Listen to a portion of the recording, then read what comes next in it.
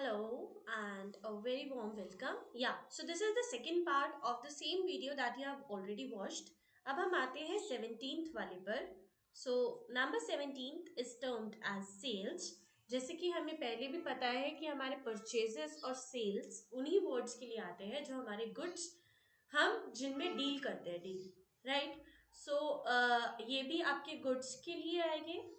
मतलब you are going to deal in it in the daily basis on the daily basis. So इसको आप क्या बोलोगे? Credit. देखो, गुड्स आपकी डील हो रही है यानी कि आप गुड्स को बेच रहे हो, उसकी वजह से क्या हो रहा है? देखो, इनकम हो रही है आपकी. गुड्स को बेचने की वजह से आपकी इनकम हो रही है. सिंपली हम इनकम की जगह हम कैश तो लिख नहीं सकते हैं क्योंकि कैश आ रहा है, बट हम कैश तो लिख नहीं सकते हैं, लेकिन इनकम का नेम तो लिख सकते हैं ना. इनकम क्या होती है आपकी? क्रेडिट होती है as per rule third of nominal rule that says credit all incomes and gains. Right. So उसके हिसाब से हमारा जो एग्जाम्पल बन सकता है, अगर हम लिखना चाहें तो एग्जाम्पल होगा आपका sold goods for cash. Sold goods for cash या ₹100 ही कर लेते हैं जिसके हमारे पुराने वाले एग्जाम्पल में था. तो इसके हिसाब से हमारा आंसर क्या होगा? देखो, कैश आ रहा है हमारे पास, ये तो कोई डाउट की बात ही नहीं है. तो कैश अगर आ रहा है तो आती हुई लक्ष्मी है, आती हुई लक्ष्मी को डेबिट करेंगे. That is your asset increase. Right. To what? To sales. अब यहाँ पर इनकम का नाम आएगा. सेल्स इज आर इनकम, तो इनकम अकाउंट आएगा. This is our real account and this is our nominal account, right? Now this is what we have to do during the sales feature of goods. Goods देखो वही वाले आएंगे जिनमें आप daily buying और selling कर रहे हो, मतलब डेली की डीलिंग कर रहे हो. ये नहीं आप अपने जो भी फर्नीचर को सेल आउट कर रहे हो तो फर्नीचर को भी आप सेल्स ही मानोगे. नो, फर्नीचर को आप सेल्स नहीं मान सकते हो, प्लांट एंड मशीनरी को आप सेल्स नहीं मान सकते हो, etcetera etcetera. Basically all your fixed assets are not your sales, okay, but only your goods that you deal in daily daily basis पर, जिसमें आप डील कर रहे हो वही गुड्स आपके क्या होंगे? आपकी सेल्स होगी. Right. Okay. So the next one that is 18th वाला क्या बोलता है? Commission received. अब देखो, जैसे कि आपको गुड्स सेल आउट होने पर क्या हुआ था? पैसे मिले थे, इनकम हुई थी, कमीशन. कुछ ना कुछ काम करने पर आपको कुछ कमीशन मिलती है, कुछ परसेंट की. जैसे आपने कुछ एक्स्ट्रा काम कर दिया तो उस पर आपको क्या मिल रही है? कमीशन मिल रही है. अब जब वो कमीशन मिल रही है तो वो भी आपकी एक टाइप की इनकम हुई, और इनकम है तो आप उसको क्रेडिट करोगे. क्रेडिट करोगे तो सिंपली आपकी जो अमाउंट का डेटा बन जाएगा वो आपके लिए क्रेडिट हो जाएगा. Okay, I hope it is very much clear. ये तो बहुत ही इजी था. सिमिलरली एक और वर्ड आता है commission paid. Another term is commission paid. Okay. So इसके हिसाब से क्या होगा? देखो जरा, कमीशन रिसीव्ड आपकी इनकम थी, लेकिन अभी आपने किसी को कमीशन पे कर दी है, तो वो चीज जो आपने ऑलरेडी किसी को पे कर दी है वो आपके लिए एक्सपेंडिचर है, यानी कि आपके बिजनेस फर्म के लिए एक एक्सपेंडिचर है. और अगर एक्सपेंडिचर है तो आपका खर्चा है, खर्चा है तो अलाइज के हिसाब से ये क्या होगा? डेबिट होगा. इसको आप रूल 3 के हिसाब से भी समझ सकते हो, that is your nominal rule. उसके हिसाब से भी आप इसको समझ सकते हो. Next one is discount allowed. देखो, जैसे आपका कमीशन आपने पे की है किसी को, तो वो एक एक्सपेंडिचर है. यहाँ पर डिस्काउंट आपको नहीं भी देना था. आपने कुछ बेचा, आपने कुछ सामान बेचा है, आप टूथपेस्ट का प्रोडक्ट्स बेच रहे हो, टूथपेस्ट बेच रहे हो या मोबाइल फोन्स बेच रहे हो, कुछ भी बेच रहे हो, और लोग आए हैं आपके पास, आप उसको डिस्काउंट नहीं देना चाहते हो, फिर भी आपने डिस्काउंट दे दिया. तो अब दे दिया तो क्या है? बिजनेस के हिसाब से तो लॉस है ना. और लॉस है या एक्सपेंडिचर है जो भी है, क्या होगा? डेबिट होगा. Nominal rule. Right. Okay. Okay. अगर डिस्काउंट अलाउड आपका लॉस है तो डिस्काउंट रिसीव्ड क्या होगा? डिस्काउंट रिसीव्ड आपका इनकम होगा, सॉरी प्रॉफिट होगा. राइट. इनकम प्रॉफिट जो भी होता है वो क्या होता है? नॉमिनल रूल के हिसाब से आपका क्रेडिट किया जाता है, यानी कि डिस्काउंट रिसीव्ड भी आपका क्रेडिट किया जाएगा. Right. Okay. Next one that we have over here is insurance. देखो, अगर इंश्योरेंस के आगे कुछ नहीं लिखा है, इसका मतलब सीधा सीधा हमें पता है कि insurance premium paid. It is already understood कि हमने इंश्योरेंस प्रीमियम जो है वो भरा है. अगर इंश्योरेंस खाली इंश्योरेंस ही लिखा है तो ठीक है ना, it is already understood that we have paid some insurance premium. और अगर आपने इंश्योरेंस प्रीमियम पे किया है, ये भी आपका एक्सपेंडिचर हुआ। एक्सपेंडिचर हुआ तो ये भी क्या हुआ, डेबिट हो गया, राइट। Easy.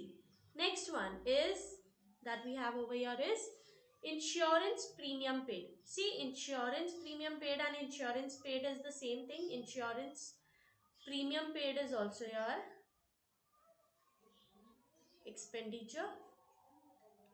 अच्छा, इसमें आपको दोनों में एक चीज समझ में आनी चाहिए। अगर ये आपका एक्सपेंडिचर है तो भी डेबिट होगा, हो सकता है कई बार आपको एसेट के रूप में दिया हो तो भी ये डेबिट ही होगा, ठीक है ना।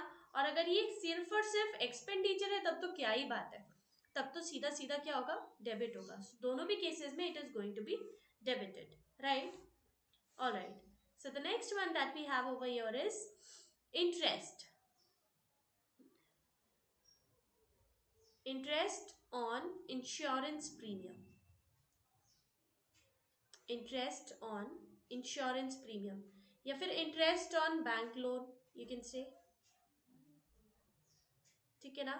अब देखो, बैंक लोन आपकी लायबिलिटी है और इंश्योरेंस प्रीमियम आपको पे करना है।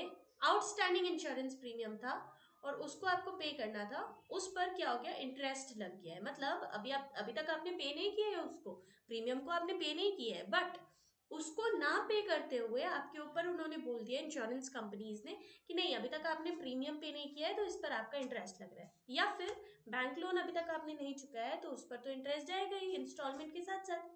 तो क्या हो रहा है, ये सारी भी चीजें आपकी या तो एक्सपेंडिचर है या फिर आपकी लायबिलिटी है। और दोनों भी केसेस में इंटरेस्ट आपका क्या होगा, अगर वो लायबिलिटी पर लग रहा है तो भी आपका एक्सपेंडिचर है, और एक्सपेंडिचर पर लग रहा है तब तो क्या ही बात है, वो तो दोनों भी केसेस में आपका एक्सपेंडिचर है। और अगर एक्सपेंडिचर है तो सिंपल सी बात है कि उसको हम डेबिट करेंगे, राइट।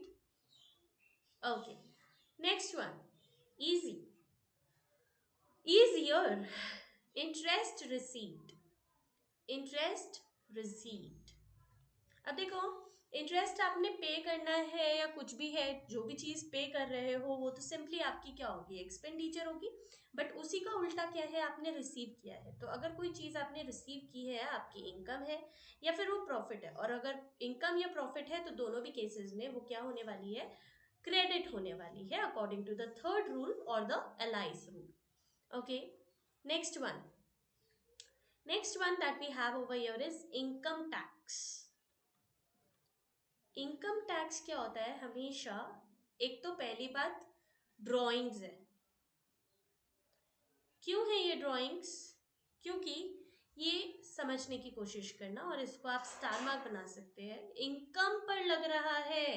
सर, इनकम फर्म की इनकम थोड़ी ना हो रही है, फर्म का तो प्रोपराइटर है यानी कि ओनर है, और ओनर की इनकम हो रही है, और ओनर की इनकम पर टैक्स लग रहा है। इनकम पर टैक्स लग रहा है मतलब क्या हुआ, ओनर ने फर्म से ही, बिजनेस से ही कुछ पैसा इनकम टैक्स के लिए भरवा दिया। वो तो गलत बात है ना। और अगर गलत बात है तो क्या है, ड्राइंग्स है, क्योंकि प्राइवेट यूज है, पर्सनल यूज है, और पर्सनल यूज है तो सीधा सीधा क्या है, ड्राइंग्स। ड्राइंग्स है तो क्या है, कंपनी के लिए या तो एसेट या फिर एक्सपेंडिचर, और दोनों भी केसेस में ये होगा debit. Okay, I hope it is very much clear, so you can mark it as a star mark. इसको मार्क कर लीजिए, बहुत इंपॉर्टेंट टॉपिक है।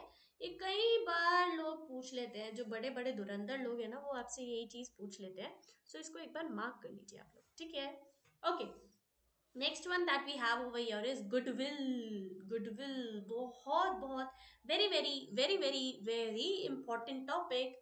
क्या है ये गुडविल, गुडविल क्या होती है, गुडविल होती है रेप्यूटेशन। रेप्यूटेशन, रेप्यूटेशन किसी भी इंसान की, व्यक्ति की, किसी भी फर्म, बिजनेस फर्म की, बिजनेस फर्म के ओनर की, बिजनेस फर्म के नाम की, जो बिजनेस फर्म चल रहा है उसके नाम की। आप इसमें एग्जाम्पल ले सकते हो, अडीडास, रीबोक, ओके, फलाना ढिमकाना, एटसेट्रा एटसेट्रा। ठीक है ना, कितने सारे नाम हैं जो सिर्फ नाम की वजह से चल रहे हैं। तो अगर ये नाम की वजह से चल रहे हैं तो क्या है, रेपुटेशन है उसकी, गुडविल है उसकी, तवज्जो है उसकी।